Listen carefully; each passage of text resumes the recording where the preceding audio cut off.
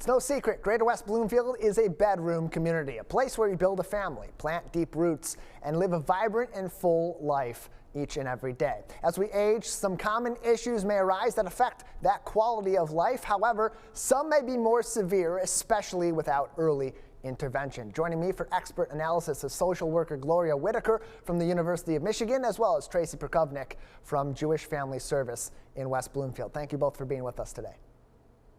Thanks for having us. Thank you. Glad to have you both on. This is an issue that certainly will be something that affects many families here in Greater West Bloomfield, especially those that are aging in place and their children who are supporting them through that aging in place. I want to begin with you, Gloria. Many people assume that memory loss is more or less inevitable as people age, but there is some normality to that and abnormality to that. What sticks out that people should look at as normal as they age versus abnormal and seeking intervention? You got it. So much like our bodies change as we age, so do our brains. So we're going to look for some slowed thinking and some changes in our memory. It's harder for us to multitask. It may be harder for us to find our words. All of those are fairly normal changes as we age. What would not be considered normal is if we're starting to experience changes that are happening either very frequently, so multiple times a day, either severe changes, so drastic changes, as well as things that are happening that are outside of your norm, that are severe or drastic. And at that point, you do need that early intervention. It can be very important. And oftentimes, Tracey, this early intervention is skipped, not because there's a lack of a need for it or lack of resources available, but simply because people in their elder age may avoid going to the doctor. In your experience interacting with these people, with these families, especially later on in this process, what are some of the common reasons that you have found why some of these individuals or families don't seek that intervention when some of these problems creep on earlier on in life? Well, I think a lot of it has to do with accepting this new reality. There's a lot of denial involved. We're now seeing a role reversal where the adult child or children are now taking the role of what the parent was doing and trying to still give their parent as much control as possible in their decisions and what they're going to do moving forward. And that involves decisions like seeing a doctor, coming with you to the doctor, implementing things that the doctor and other professionals are suggesting without, we want to avoid telling our older adults what to do. We want them to be part of this process.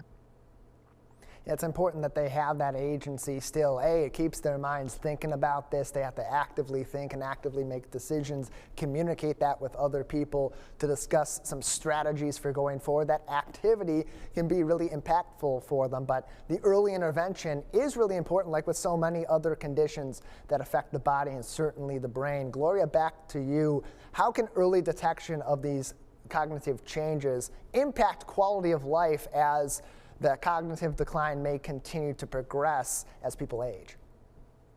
Yeah, so we know right now that there is no cure for dementia. We have ways to slow down the symptoms as they occur and hopefully increase your ability to stay active with your family and have agency. But right now, there's no treatment to cure it. So early detection is vital because you can implement things like lifestyle interventions. There's medicated treatments, non-medicated treatment, like one of my colleagues at the research program on cognition and neuromodulation-based interventions are doing. So there's a lot of different things that you can try to implement before those symptoms become so severe that there's no way to slow it down. Jewish Family Service in West Bloomfield is hosting an event about the aging brain with a lot of this information being highlighted and open discussion for people in the community to learn even more information. Friday, February 6th at the Mir Independent Living Center that is on JSL's West Bloomfield campus. Friday, February 6th is the date for that. For more information on this and other Jewish senior life events, visit their website, jslmi.org. or follow them on Facebook at JSLMI. Tracey Proghovnick is also with us from Jewish Family Service, and we talked to Gloria about early intervention, about making those first steps, and how early treatment can have such an important impact on outcomes with dementia and other cognitive decline related issues. What role do caregivers and families play, especially early on, in moving the needle toward that early intervention, or even later on toward intervention to improve quality of life of their loved one or the person they're caring for? Well, I think first, one of the things is the stigma that we need to take away from a diagnosis of a cognitive altering change or dementia. And so there's hope now. There's more hope than ever. There's always been hope, but there's more hope than ever. And when you, as a caregiver or family member, can say to your loved one, well, if you had diabetes, we're going to take the insulin, or we're going to do the things that the doctor suggests. So let's hear what the professionals have to say about how this is treated.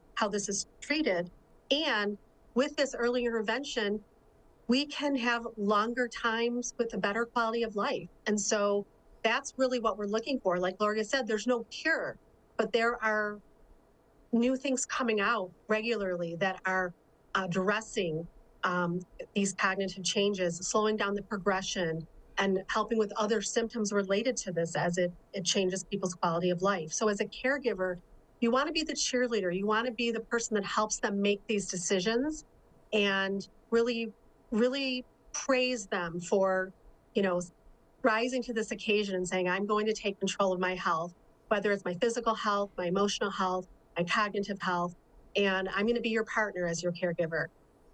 And there's so much more to unpack with this, both for you, Tracey, and Gloria. We'll have a lot more opportunity to do that at this event Friday, February 6th at Jewish Family Service here in West Bloomfield. But before we go, I want to just ask both of you individually. Gloria, we'll start with you. If someone notices these changes, what is the most important first step they can take for themselves or for their loved one? So what I would recommend first is to take note of these changes, start documenting them, have the people around you, your loved ones, take note of them too. And then when you have that all documented, go to your primary care physician and just talk to them about these changes and see what they recommend. Most of the time, they may have some cognitive testing that they'll have you do, and then from there, maybe refer you to a specialist. But it's always important to just take note of these changes as they occur, or ask the loved one to take note of them, and then talk to your doctor about them. And then Tracey, your organization has a lot of opportunity for education and even resources that can point people in the direction of care right here in their community in Greater West Bloomfield. What are some of the ways that Jewish Family Service provides support to individuals and families affected by cognitive issues? Well, absolutely. Well, Jewish Family Service is actually a partner agency of Jewish Senior Life, where I represent, and we're the housing component. So we offer assisted living, independent living, and memory care communities in West Bloomfield and Oak Park.